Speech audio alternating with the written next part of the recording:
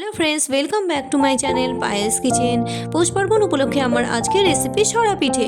তবে এই পিঠেকে অনেকে চিতই পিঠেও বলে থাকেন। তাহলে চলো বন্ধুরা রেসিপিটা শুরু করি।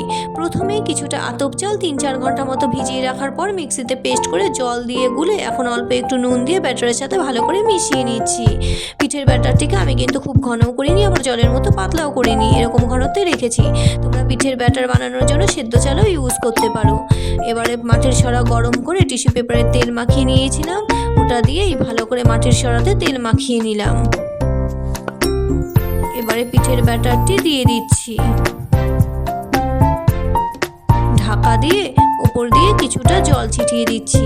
এভাবেই 3-4 মিনিট মতো পিঠেটিকে হতে দেব। 3-4 মিনিট পর ঢাকা খুলে পিঠেটিকে তুলে নিচ্ছি। দেখো বন্ধুরা, পিঠেটি কত সুন্দর ফুলে উঠেছে।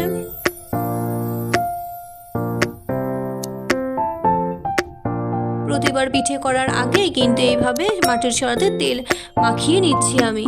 তোমরা চাইলে তেল ব্রাশ করেও নিতে পারো, অথবা বেগুনের বোটাতে তেল মাখিয়েও নিতে পারো, নইলে কাপড় বা টিস্যু পেপারে একটু তেল মাখিয়ে মাটির সরাতে ভালো করে তেল লাগিয়েও নিতে পারো।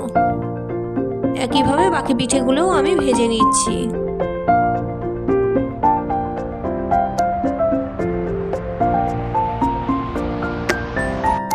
দেখো বন্ধুরা, পিঠের পেছনটাও কত সুন্দর হয়েছে, একটুও কিন্তু মুড়ে যায়নি। পিঠের সামনেটাও যত সুন্দর হয়েছে, পেছনটাও ঠিক ততটাই সুন্দর হয়েছে। এখন আমার পিঠে কিন্তু সার্ভ করার জন্য একদম রেডি। তাহলে বন্ধুরা, আমার আজকের এই রেসিপি তোমাদের কেমন লাগলো অবশ্যই কমেন্ট করে জানিও। ভালো লাগলে লাইক আর বন্ধুদের সাথে বেশি করে শেয়ার করো। আমার এই রেসিপি যদি তোমরা ইউটিউব থেকে দেখে থাকো তাহলে আমার চ্যানেলটিকে সাবস্ক্রাইব করে দিও।